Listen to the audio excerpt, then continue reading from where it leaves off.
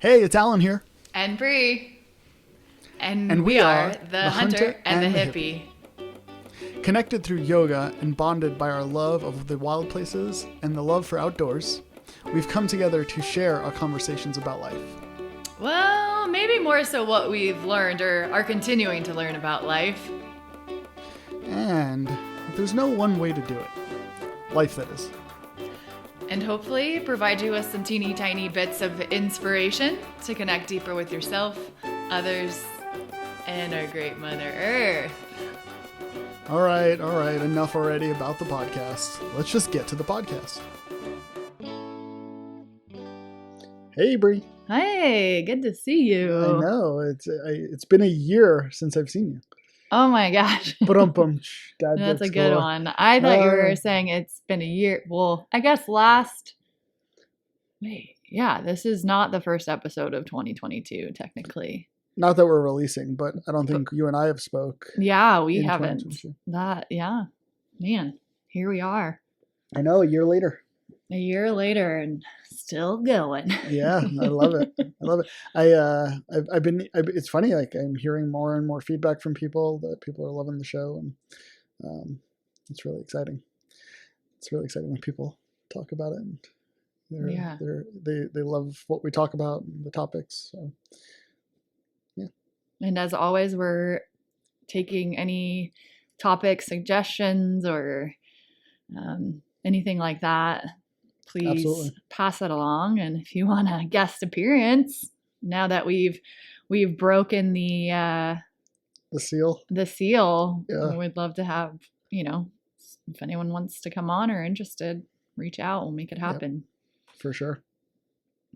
So you're in Arizona right now. Yeah. And I'm going to be there in the next week, and we're gonna. What'd you say? We're ships passing in the night. That's literally gonna be us. So, yeah. But what are you doing in Arizona? I have a integral breathwork therapy training that I'm in, and it is 2 back-to-back 3-day weekends. And instead of flying down, dealing with renting a car or like Ubering and getting a hotel room and all that jazz, I decided to drive down and just stay between the weekends.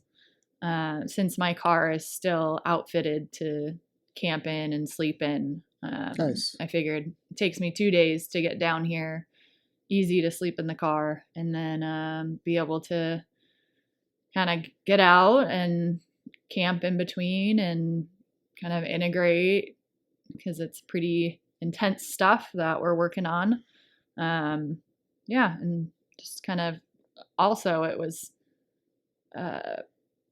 somehow I was able to have a place to stay in town during the trainings both weekends. So last weekend, One of my mentors offered her place. She has family coming in, so I couldn't stay there for this weekend. But while in the training, a woman offered me to stay in her guest house. So that is really nice, again, because urban camping is, I'll do it if I have to. It's not that great in bigger cities.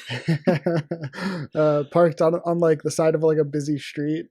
Yeah, it's just like I get a little more worried about getting a knock on the window in the middle of the night or something, Mm-hmm. And when it's busier, you like don't sleep as well. So having an actual place this weekend is actually quite the relief. So that's nice. What where you stay, like specifically in Phoenix? Yeah, the training is in Tempe at Southwest Institute for Healing Arts.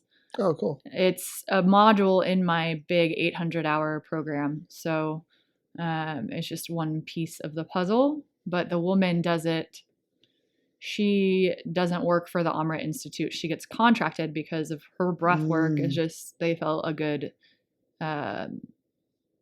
modality to have along amongst others for the yoga therapy work. So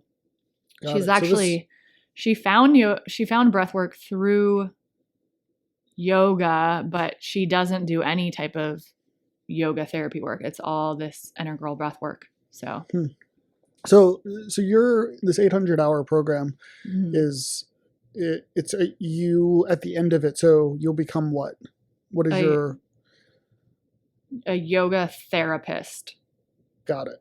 Explain to us what that is, and give us a breakdown, and maybe we'll just talk about this, but give us a breakdown of YTT 200, YTT 500, right? Let's we're gonna make this definitely a total yoga episode, right? So right? Maybe just explain what the 800-hour is, what you're doing, what Almeret Institute is, what a yoga therapist is, because I'm not even sure I know. Yeah. And then maybe we could backtrack a little bit and go over the 200, 500, the RYT, the ERYTs, all that fun stuff. People really want to know it. They might. So, what's really interesting is therapist is a very tricky word to use. And as you know from being probably part of Yoga Alliance, which is like the quote unquote the governing body only in the United States. The Yoga Alliance does not govern anything outside of the United States. But they basically have created this body that that you register with for these different levels of trainings, which we'll go into. And there's no governing body outside of the United States either. Yoga Alliance is the only governing body, period. Okay. Right? So it's only in America, and it's the only governing body, right? There is no other governing body for yoga. Okay. But yoga therapy is different from that. And so Yoga Alliance was very strict about saying you cannot say that you're a yoga therapist or that you teach yoga therapy. And part of that is, and I don't know which said you can't use that or you can't do that, but there is an international association of yoga therapy. And the difference is they call it an accreditation versus a certification. And part of their job, the International Association of Yoga Therapy, is they're working to get this accepted on more of a clinical level. So they're doing the work that, that different organizations did for acupuncture, did for even like chiropractic work. They are looking for it to be more widely accepted clinically so that you could have a yoga therapist in a hospital working side by side with a physical therapist or side by side with an occupational therapist. And so they have a lot more requirements within being a yoga therapy school and then being being able to call yourself a yoga therapist. Mm-hmm.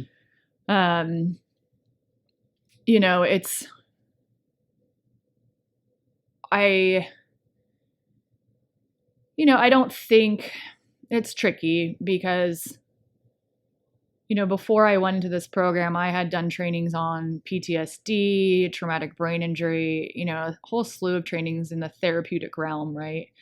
And I wanted to be able to use, like I do, and I would say I work more in the therapeutic realm, right? So I never use the word that I'm a, yoga therapist or anything of the sort. Yeah.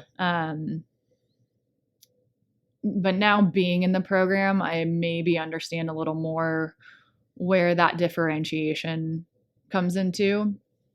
And at the end of the day, it's all just a title.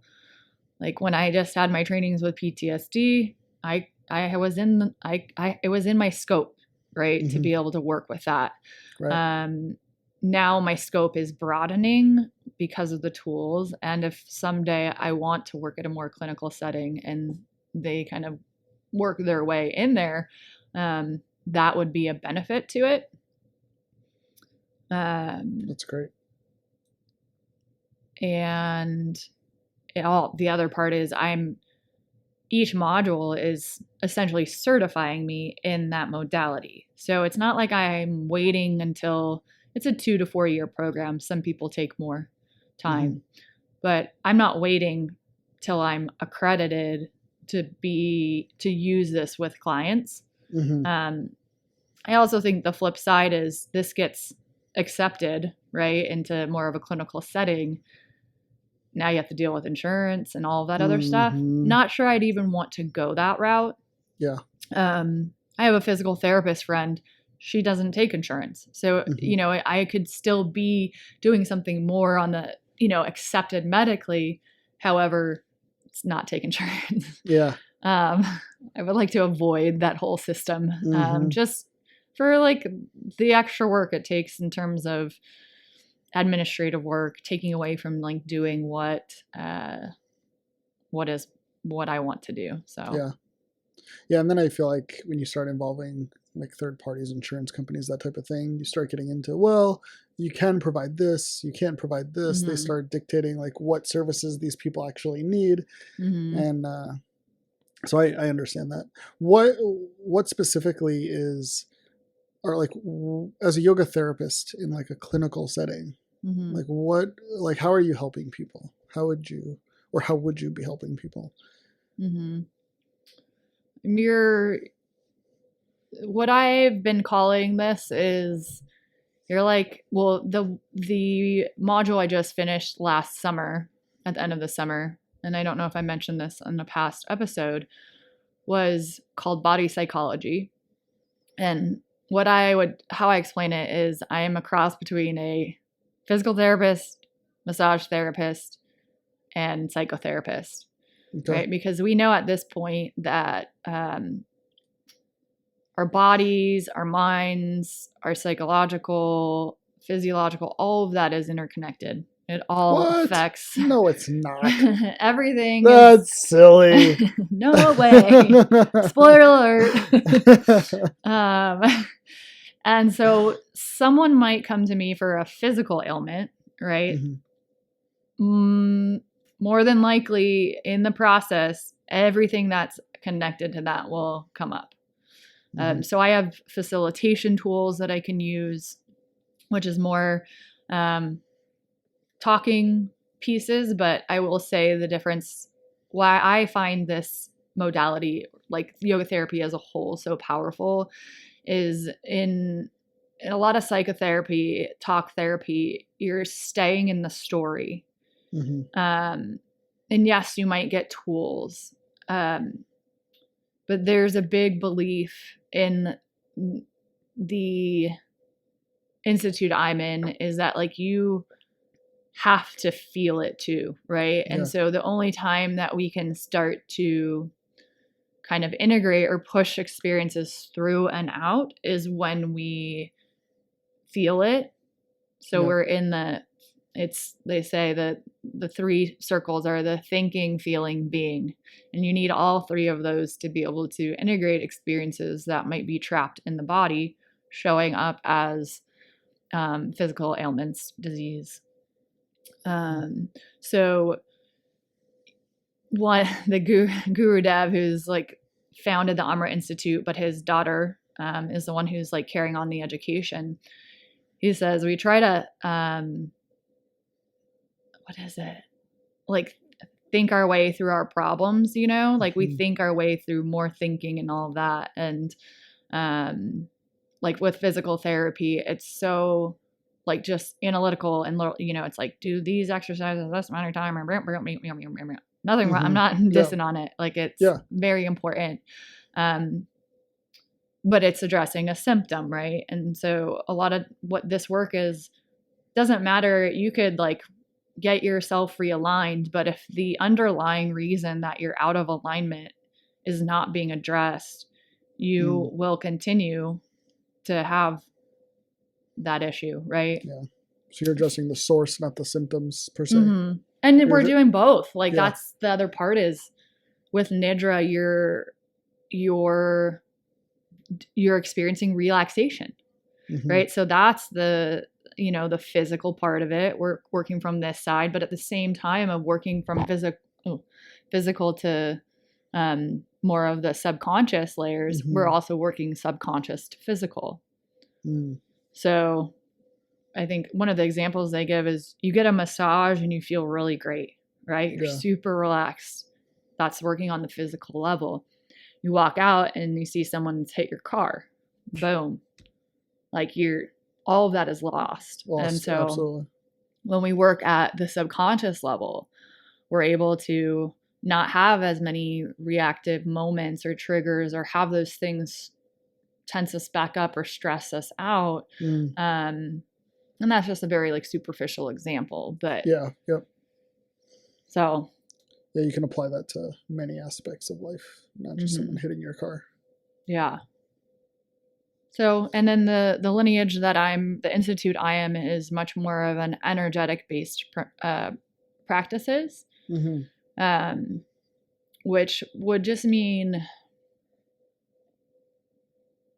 how would I describe energy for someone that's not, and I think I've said this before, like your physiology, like that would be like the science term of it. So all these things that happen in our body without our thoughts, they naturally happen, right? So that's, and the yogis believe there's two kinds of energy, which they call prana. And there's little p prana, which is like the physiology. It's the energy of the body that just does these things without you having to think about it. Your heart beating, you're breathing, you're digesting, your cells are moving around doing their thing. Brain function, yep. And so that's like little p prana. And then there's big p prana, which is like the universal energy, or you've heard in like spiritual realms, it would be like the source. If you're religious, it would be God. It's light. It's the universal energy. And so those are kind of what I work with is both of those, but you don't need to be spiritual to do the practices. So that's really cool. And that's what has been neat about this breathwork teacher is she only does this breath work, and that's it. She's like, you can mix it with whatever you want, but for the sake of the training and we do practicums, which are, we have to do case studies after each module, and it's different for each modality. She's like, for the case studies, you only use this breath work because you need to see that it works versus mixing it with other stuff, right? That's pretty cool. So this so what you're there for is this breathwork course to be able to just study breathwork, which is wonderful, but then it's applying to your 800 hours. And then at the end of it, do you I'm an ERYT. Do you have is there a title? Is it because YT, right? Because ERYT is experienced registered yoga teacher. Yeah. This doesn't fall under the Yoga Alliance. I don't know if we even register 800 hours with them. Maybe we still can, because I register each of my trainings. They apply towards the whatever 2-year requirement. Yeah, continuing ed, all that. Yeah, and I know that one part of the training would, I think, fulfill the 500-hour RYT. I think that's within the 800, because it's their 300-hour meditation and motion program is one of them. So I think I could register. I don't know. And I frankly, I kind of don't care. Yeah. I mean, even why I signed up for this 800-hour is I already wanted to take 3 or 4 of the modules, and there's 8 of them. Oh, so you're like, fuck it, let's do it. So I was like, well, why not just go for it? That's great. I think it's been great. It's all stuff I want to learn. I don't have any resistance towards anything that's in their curriculum. And the Amrit Institute does an incredible job of their teaching style in terms of you aren't just sent off into the world what do I do? They really set you up to be able to implement it immediately. Whether that's the amount of practicing you do in the trainings before you get sent to the world, and then with the case studies or the practicums that you do. They straight up will say, here's a workshop format you can do. And it's all lined out. Here is a 6-week stress series you can do, and it's all lined out. And so they're giving you these tools of like, That's how cool. can I use this? Which, because I've done a lot of trainings, not everyone does that. And you feel kind of like you're floundering when you leave a training. So what were the 3 or 4 courses you were looking forward to take that made you do this? It was the Nidra Advanced course. I had only done their certification, and then I had my Nidras from when I lived in Colorado. So it was their advanced course. The body psychology program was one of them. Breathwork was one of them. And there was like just a general anatomy that I had been looking at. So, so those are some of the modules. The others, applied anatomy, an Ayurveda module that I think I talked about a little bit on here. Good old Ayurveda. It's pretty fascinating, I'll tell you. I've been like starting to have some more realizations with that, and I think it can be powerful. Just my experience, which you've talked about, is an interesting one to say the least. Yeah. But then they have like an applied psychology, which works with the Enneagram. Yeah. My friend's gotten big into the Enneagram thing. Yeah. And I took one of the tests. I forget what I think I'm a 7. Okay. 7, 8. I don't remember. Yeah. But yeah, that's fun. So yeah, it's pretty well rounded, and but I got to tell you, this breath work is. Oh, I thought Yoga Nidra was not a fast track. Well, I always say like Yoga Nidra is like a fast track for meditation, or a meditation made easy. And in terms of healing, the breathwork stuff is like out of this world. Really? Why is that? It is nuts. Oh man, it's just. It goes pretty deep into stuff pretty quickly. And I think really all the modalities, at least that I've learned up to now, are centered around letting go. Right? So letting go control. Just, again, when our mind occupies so much of our energy, and when the mind can just sit back, disappear, and you let go, prana, or like little p prana, our physiology, our body is free to do what it needs to do. And it corrects itself, it heals itself, it balances itself. And the stories she shared, and then my own experiences already, and this is like before we even dive into like one-on-one sessions with each other, we did a holotropic breath work. But instead of 3 hours, which is HB is usually 3 hours, we did about an hour, a little over an hour. And it was like I released a very major trauma from my life from when I was 17. And I thought I had let it, like it was gone. Yeah. Like as one of those where I was like, oh, I'm like, that's been released.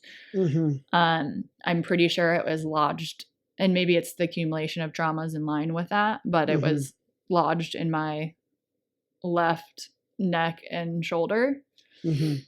And the pain I feel there at times, it hasn't come back. And granted, it's only been 4 days, but that's pretty awesome. It would normally be persistent though. It comes and goes in waves, but it's to the point where I don't sleep on my left shoulder. I attributed it to when I tore my left rotator cuff playing water polo, which probably started with that, but I hung on to it for some reason. That was just the weak point. That's where the trauma gets to attack, in a sense, right? Like, it depends. It could be that it was weak when it got torn. Right? It could be the fact that the trauma happened before I tore my rotator cuff. So who knows? And the other beauty of all of these practices is you don't have to know, right? Like the whole point is that we don't get stuck in our story because our story is what holds us back. Yep. And so when people start to go into their reasons or their stories around what's going on, pull them out of it. Yeah. That's the past. Sounds a lot like Landmark too. Yeah. I love it. Well, I think Landmark really took a lot from meditation and the yogis. Like I went to a Tuesday night with someone a couple years ago, and this is after I've now been like steeped in yoga because I took it pre-steeping. And I was like, this is all like very meditative, like a lot of yogic concepts that they've just taken and made more relatable, I guess. Yeah. That's really cool. Yeah. I'm excited to hear about the final weekend of this. Oh, there's actually 3 more weekends. So of the breath work? So I have 3 weekends in Arizona. It's this weekend, last weekend, this weekend, end of March, and then I have a 5-day thing in Florida. Oh, cool. Yeah. So when at the end of March? We can talk about this later, but when at the end of March? March 25th weekend, whatever that is. Okay. We're going to be ships passing in the night again. Yeah. I'll be back there. I think it's like the middle of March. That weekend you're talking about is my 10-year anniversary, wedding anniversary. Oh. Yeah, so that's exciting. I will not be there for that, but yeah. That's cool. So 3 more weekends or 3 weekends. Yeah, 3 more. 3 more. Or 2 weekends and a 5-day thing. So. Is this breath work class available outside of the program, the Amrit program? Anyone can sign up for it. So she has, this is what's really interesting.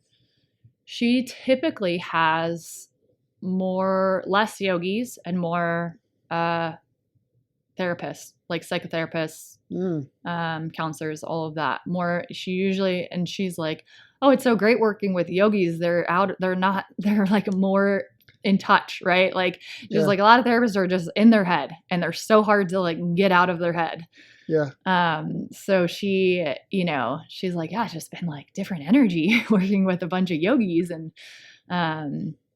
because she's contracted by Amrit. And so even the one she does in Florida is open to anyone. And she has people who are just going to it for their own healing that don't even care about facilitating it. So it is available to anyone. Her website is, I have it right here.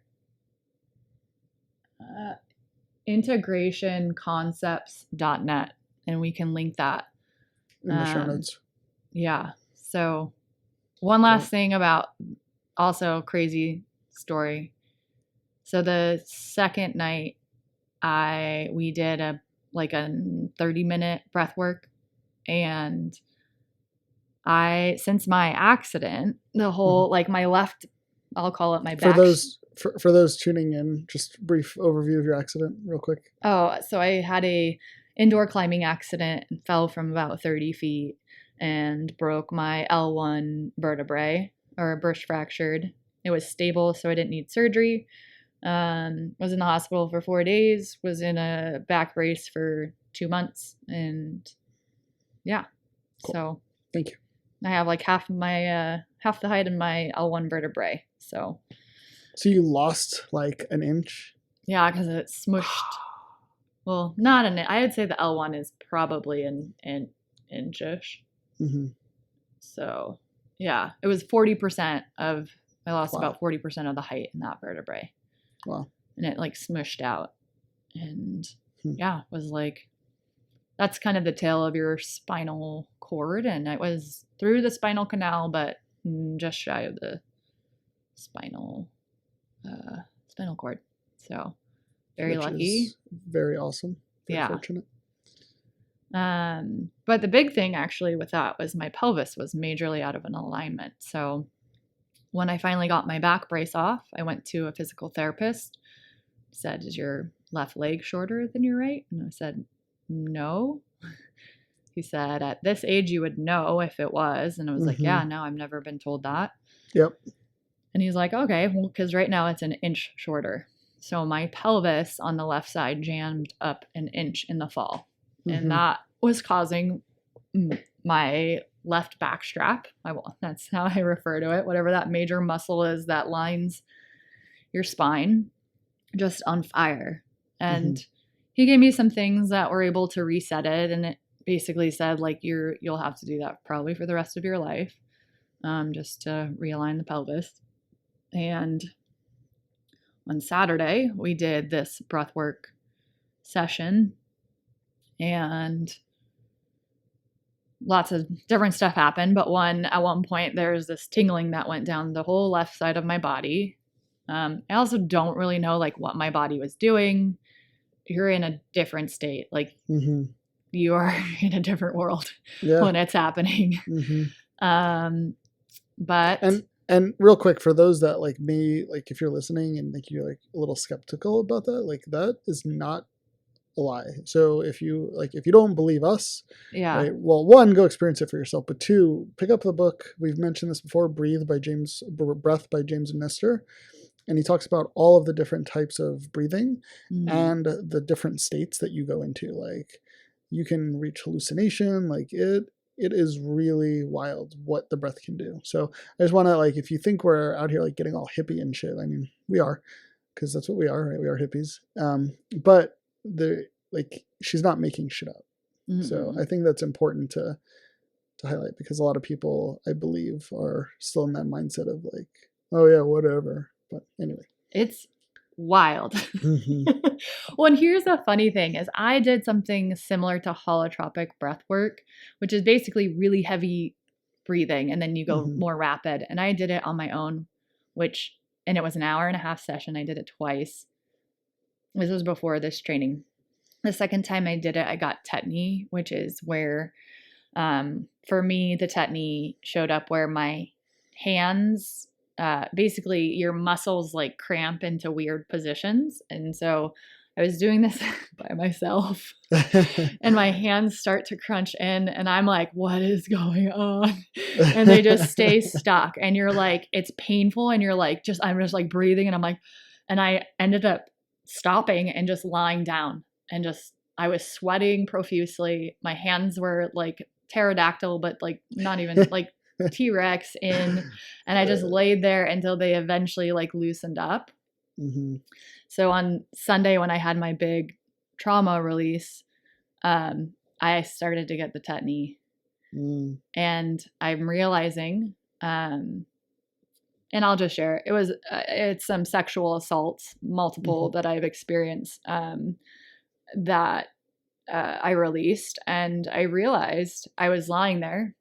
My tetany was happening, and I realized what was happening was I needed to I like basically lied there. All this stuff was happening, and I felt heat on my chest, and then it felt like someone was pushing and holding me down, which is something that I had experienced.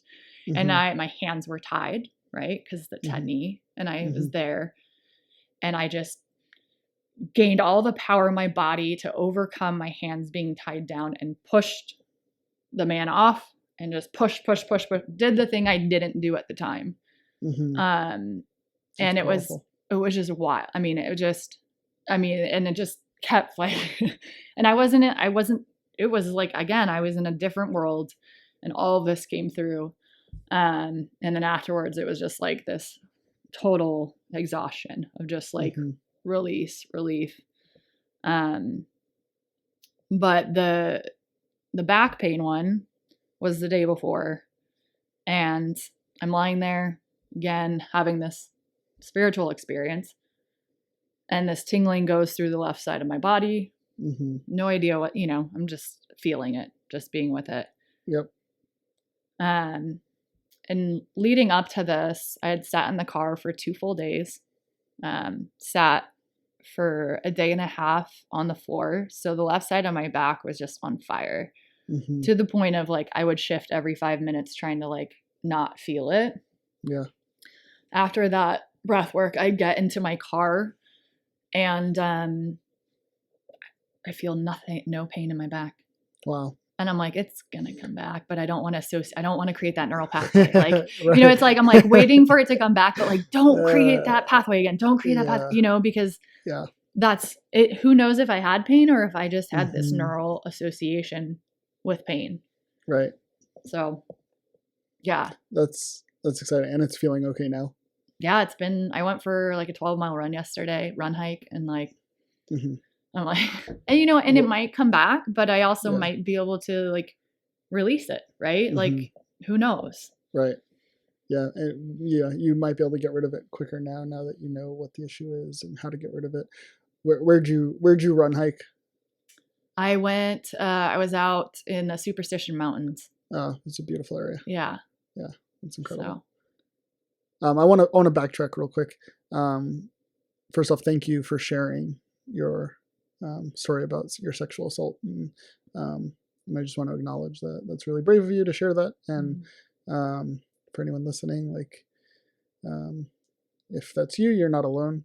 And I don't know what else to say, but other than like you're supported, you're loved.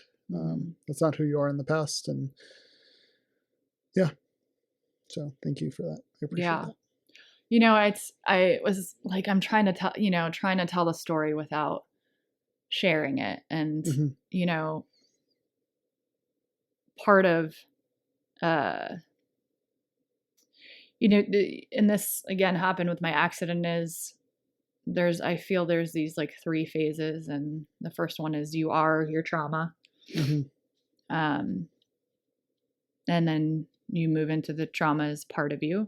So it's not like you, right? It's not defining you, but it's still a part of you. And then it becomes something that just happened. And I thought I was at that place of it's something that just happened. I thought I was that place with the different situations I experienced. And maybe I was mentally, but something was lodged in my body. But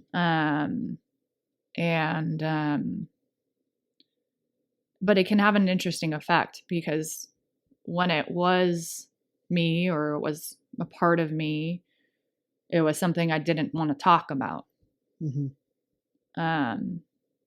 Whereas with my climbing accident, it was something I always talked about, and it was like something to mention and something to share with other people because maybe they've had an experience and you can create a relatability. But because the sexual assaults were people in groups at the time, like friends of friends and in groups, it was something I never shared and just held on to held on to myself. And so you know, maybe part of it's like, hey, just share it. You don't share it. Yeah. You know, because so how old are you now? 37. So 20 years ago? 20 years ago. I mean, early 20s, the other ones. Yeah. And my point in saying that is just that, right, like 20 years has gone by and maybe you thought you were healed from it. Maybe you didn't think you were healed from it. And this is just more of a blanket statement for anyone and everything, not just sexual assault, but in this case, sexual assault, right? That like, and I'm going to try to relate this, and I'm not by no means discounting your sexual assault experiences, but like when my father died, you know, a lot of people say, oh, just give it time. And I don't believe that's the answer. I don't believe time is the answer. And I haven't been a victim of sexual assault, so I can't speak to that. But I don't believe time is the answer, right? Like 20 years has gone by, and here we are talking about it, and now you're healing from it, thanks to this program that you're doing, this breath work. But yeah, it's just so often like, give it time. And I just don't think that time means nothing.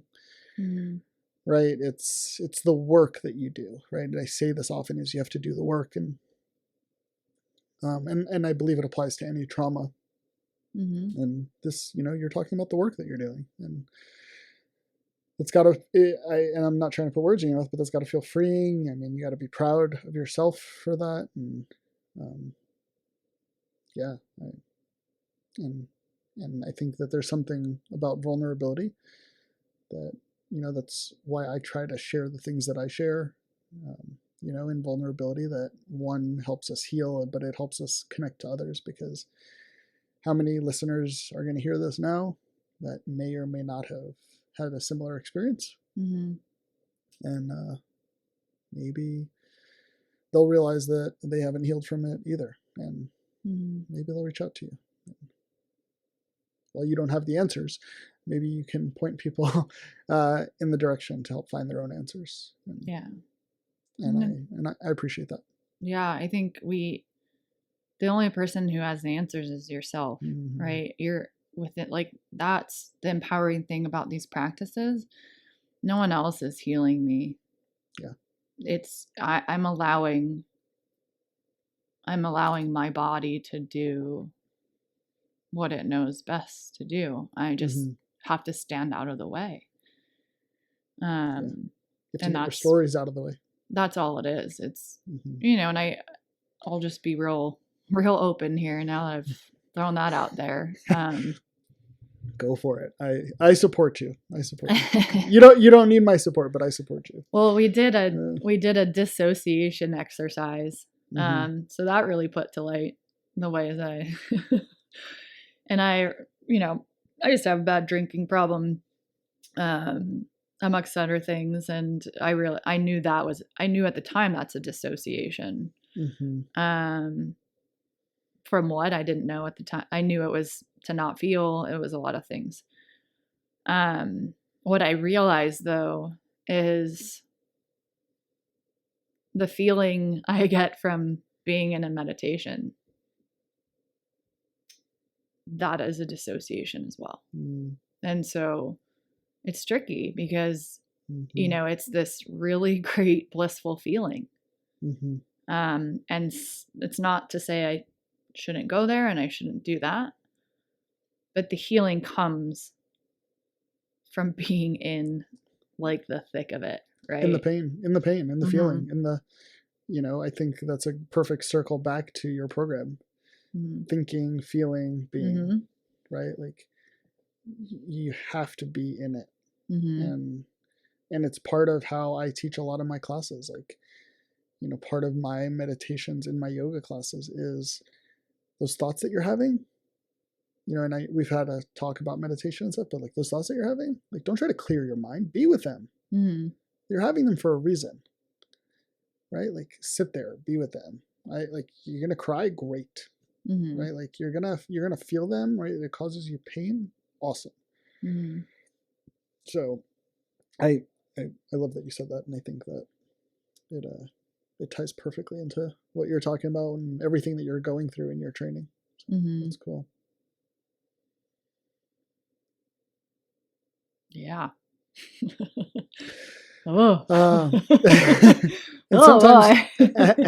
And sometimes you just need some silence. Like, yeah. So I appreciate you, Brie. Yeah. Thank you. Yeah. So let's go into a little bit of, right, not the yoga therapy, but the yoga teacher training, right, because you're saying, right, like, there's this 800-hour program that you have to do. It can apply to this 500-hour yoga teacher title thing, right? So maybe we could talk a little bit about that. Yeah, I've talked a lot, so if you want to talk, I'm handing the mic over to you. That's fine. And if you need a break, let me know. I know that's, so you tell me what we do here. But if you need a break, we can take a break too.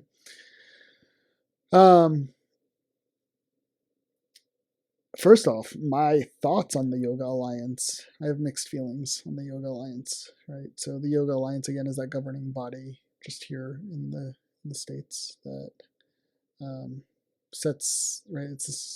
They set these parameters on what's required to be a yoga teacher. And I know plenty of people that actually taught yoga before even having any certification, any going to teacher training. So yeah, it's really interesting. I'm not sure. I agree and support everything that the Yoga Alliance stands for, because I do believe that there's a money making side of it, and I believe that gets in the way. Right, I'm all for I'm all for capitalism and free market, but I think that it can get in the way of yoga. And to say that, so right, because there's not different levels. So BKS Iyengar, right, who Bree, I'm sure you're absolutely aware of who that is. But right, anyone else listening might not be. It's just a yoga teacher from many years ago who he's called like the father of yoga or something. Yeah, he's amazing. He has tons of books, right? The Light on Yoga. Yeah, just very knowledgeable, right? Like, so based on the Yoga Alliance, he and I, Bree and I and him, right, we're all on the same level. And that couldn't be more true, right? Like,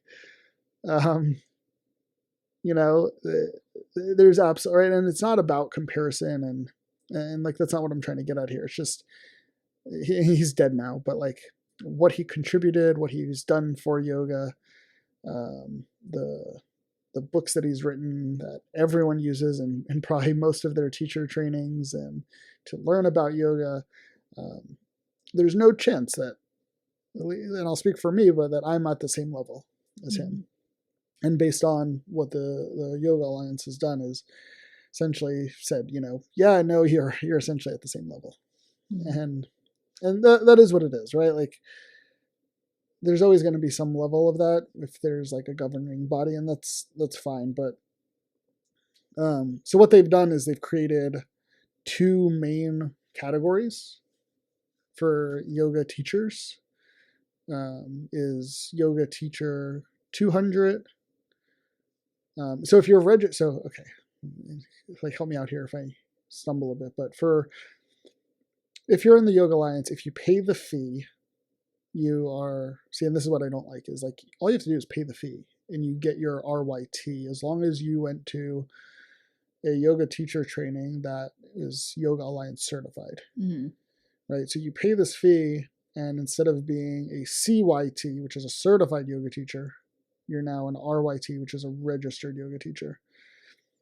And then just most teachers leave the number off, but it's RYT 200, which means you've done 200 hours of training, or RYT 500, which means you've done 500 hours of training. But we should distinguish that, because you could do, so before I went into this 800 hour, I had the PTSD training, traumatic brain injury training.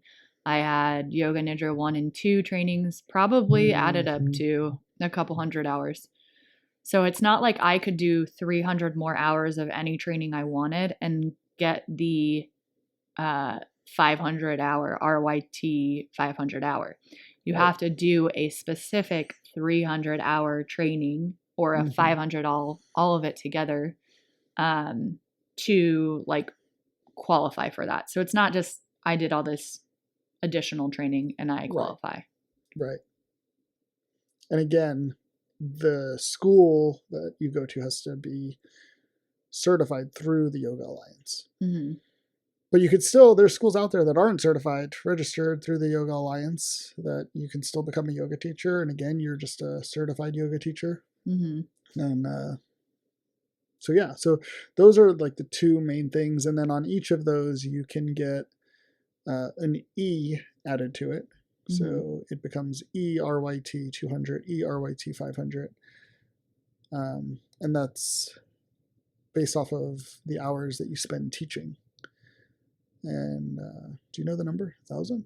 1,000 for 200 hours. 200. So, and that's the other thing. Like if you're, so I haven't done 500 hour training. So originally when I graduated, I was RYT 200, and then I got my 1,000 hours. So I'm ERYT 200. So if I were to go to do the extra 300 to get my 500, I am not an ERYT 500. I'm still an ERYT 200,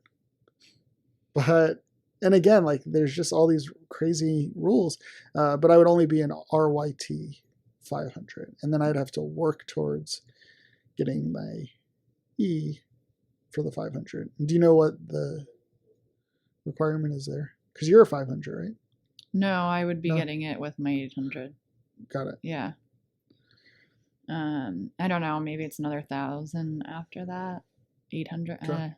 I have a friend who's in the middle of she did her 500, and she's trying to get that, I guess.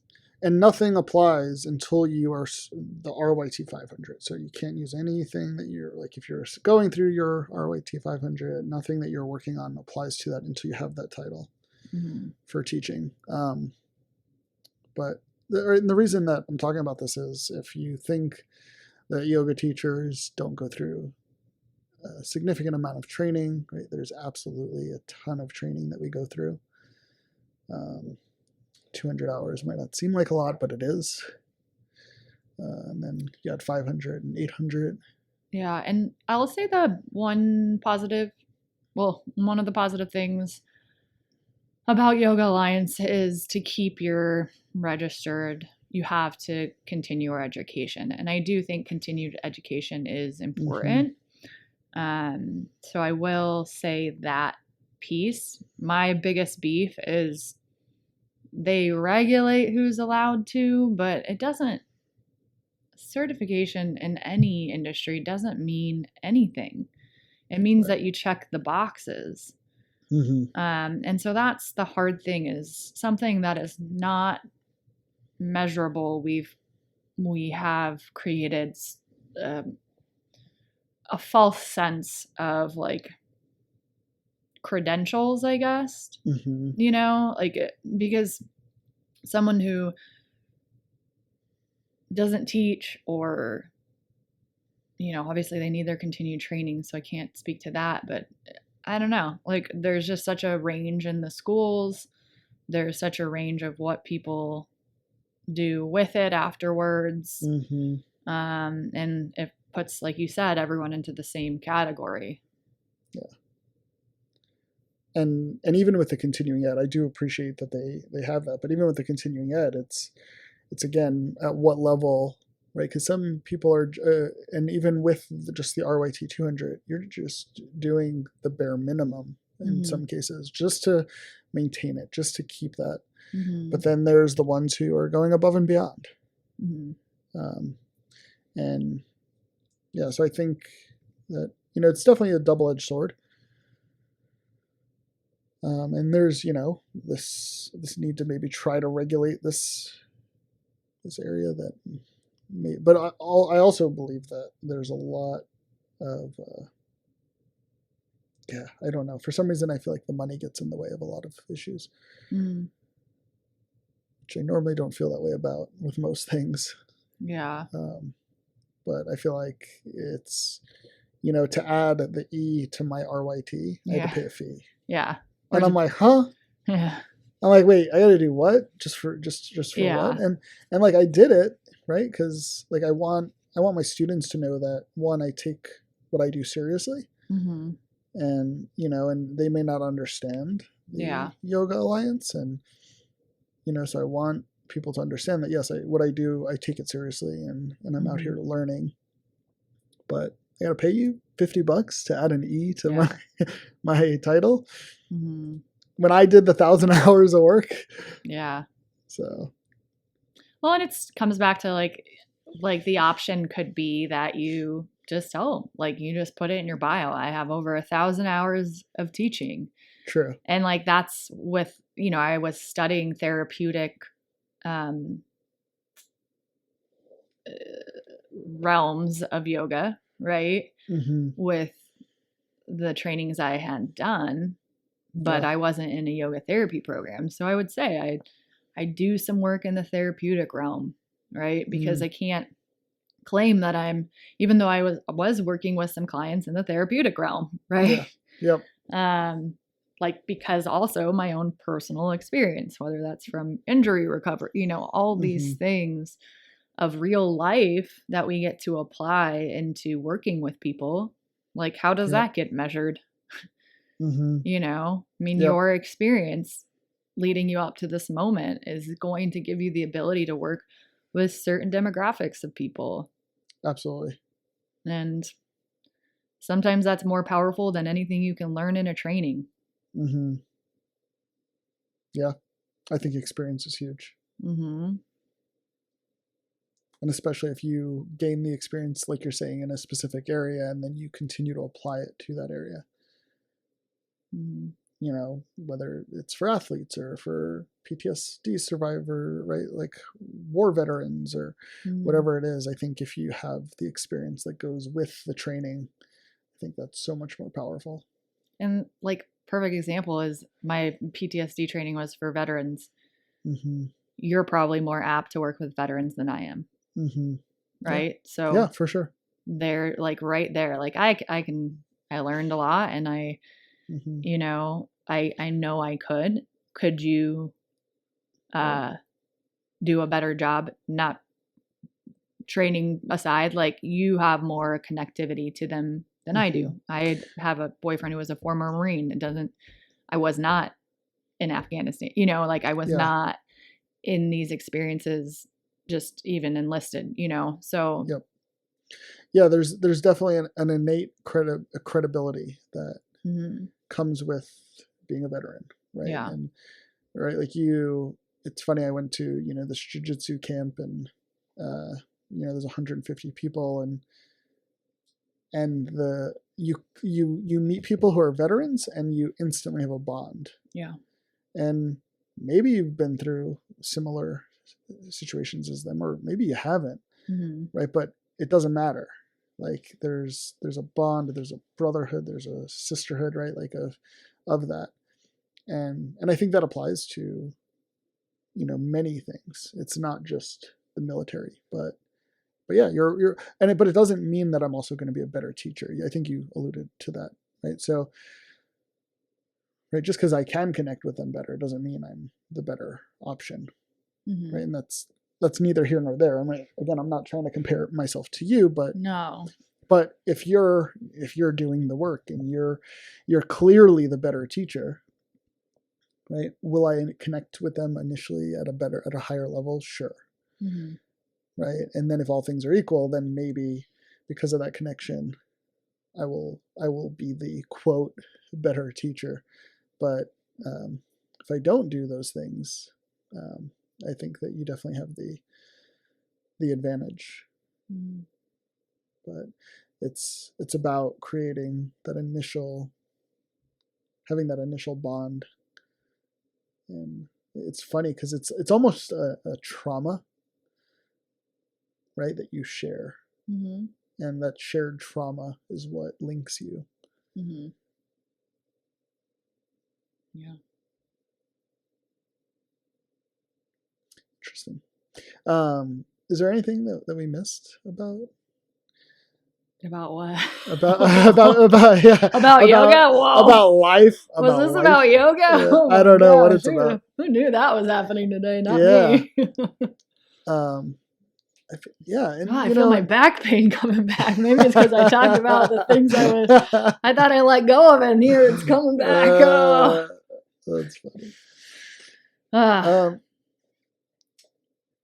think that I love what we talk about in the little rabbit holes we go down, because I think that's life, and it shows people that, like, who knew what traumas you have or what traumas I have. And maybe it's you listening to this episode that here's your journal prompt. And we'll end with a breath from Breeze Breathwork.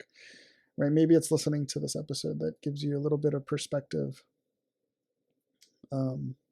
that you don't know what's going on in someone's world. And even if you do you? Like, even if you do, right? Like, I don't think you still do. Like, you don't know what's going on in their mind, and to think for Bree to hold on to something for 20 years, that's tough, right? Like that's a weight that Bree shouldn't have to carry, and I say shouldn't, right? But she did, and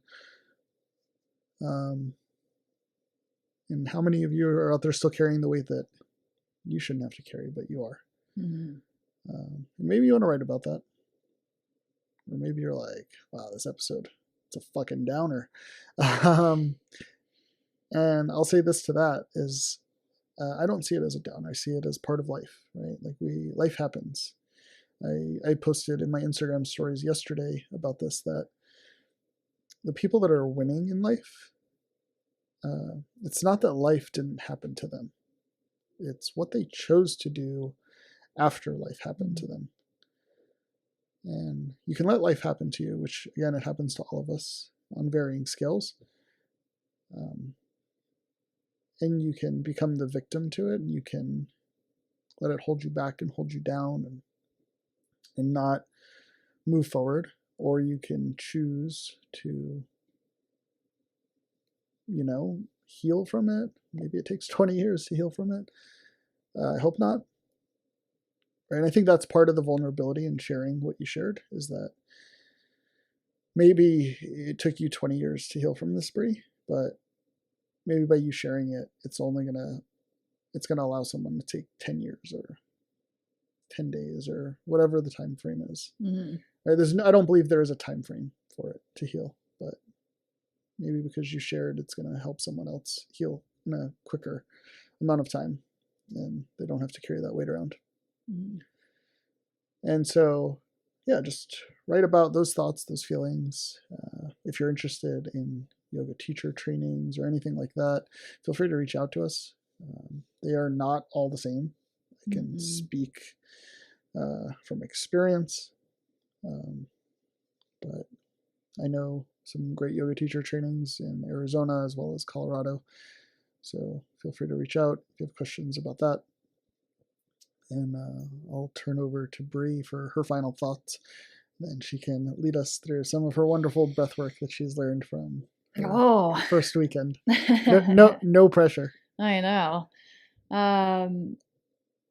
Yeah, I think you spot on. It's funny you said you don't have to carry it anymore, and that was, I think it was after, when did it come to me? Gosh, I don't even know. It's been like a whirlwind, but that phrase came to mind, and it just kept repeating.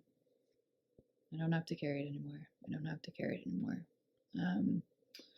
And like I mentioned in this episode, is there's going to be things that you think are healed, and sometimes you've just pulled back another layer. And I feel like I've released what I've released, but I might have just pulled back a layer. So I don't know, and I don't have to know, and I just have to be open. So just knowing that, I've heard that with grief a lot, and people will be like, I thought I was good, and then this came up, and you were healed for that time or that piece of it. And there's so many pieces. So have compassion for yourself and allow yourself to be healed for whatever it is. And if it comes up in a different way, allow that. So, and if anyone needs to, wants an open ear, I'm always available. And yeah, so for this breath work, it'll be a little different. I won't go into the whole breath work that I've learned, because it will take a long time, and I know some viewers. We don't have an hour and a half to breathe. Yeah. But it's actually breathing in and out of the mouth, and you're supposed, your normal life, it's about nose breathing, but the kind of therapeutic piece of it is breathing in and out of the mouth, because you get more oxygen that way. So I want you can either close your eyes, keep your eyes open, and you'll have your mouth open, and you'll imagine pulling your breath up from the base of your spine through your back and in a circle without a pause at the top, as you exhale down the front of your body, no pause at the bottom. So we're going to do this circular continuous breath. So again, closing eyes, keeping them open, breathing in through the mouth, up the spine, no pause at the top, exhale through the mouth. And inhale up and around and down.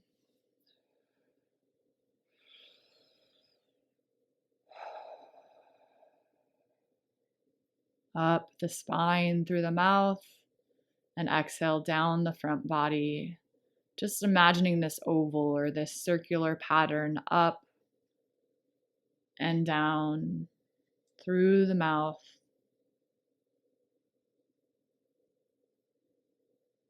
And do 2 more of those. Full expansion and complete release. And then from there, you can take a few natural breaths. If your eyes are closed, just slowly opening on them. One last thing I actually want to say. Research says 10 minutes twice a day of intentional breathing, so I would say even this open mouth circular breathing, reduces stress by 83%. That was in a research. So that's awesome. Yeah. I will add that it took me a minute. I was to get the circle properly. Which way was your circle going? The wrong way that you were cueing. So does that mean something? Because yes. My circle was, so you said exhale down the front of the body, inhale up the spine. Yeah. Right? So your circle, which way does your circle go with your hands? I was inhaling. I was doing the opposite. So you're going this way. Yeah, so I was inhaling up the front of the body. Yeah. And exhaling down the spine. Yeah. And it took a minute to it's almost like that mind body movement, move your opposite hand and opposite foot and you're like, what? Yeah. So what does that mean real quick? Well, there's just different. Because it took a little bit for me to actually be able to be like, wait. Yeah. I'm not doing what she's saying. Okay. I don't want to reveal it all, but there's part of what we learned is people's breath patterns and what it tells you about them. And so you're a reverse breather.